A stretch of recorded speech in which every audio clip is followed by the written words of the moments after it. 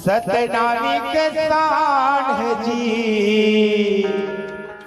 सादा झंडा बाबा के,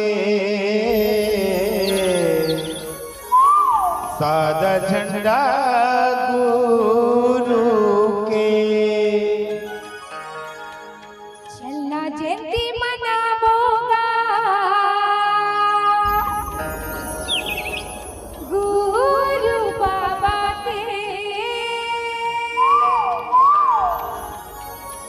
चलना जयंती मनावो जी घाटी बाबा के। सतनामी के समान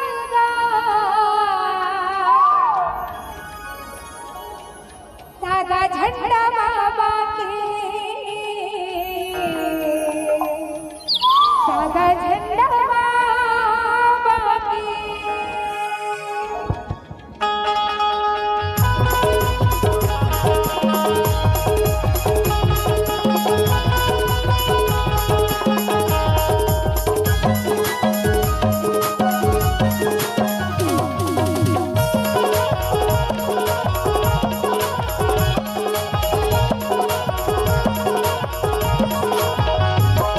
जयंती मनावोगा गुरु बाबा के, जयंती मनावो जी बाबा के।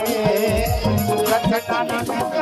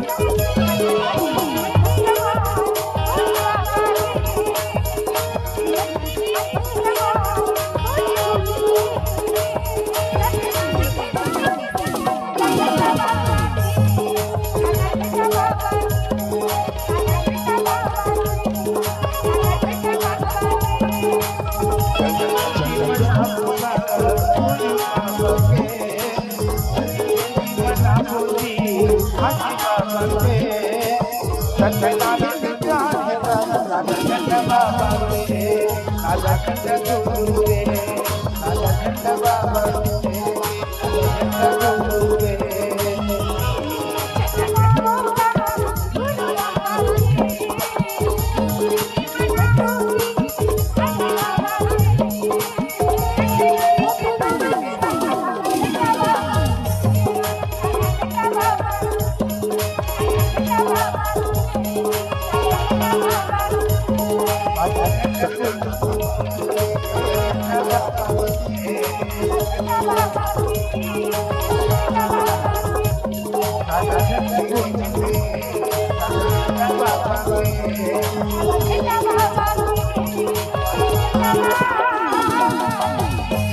चल जयंती मना बोजी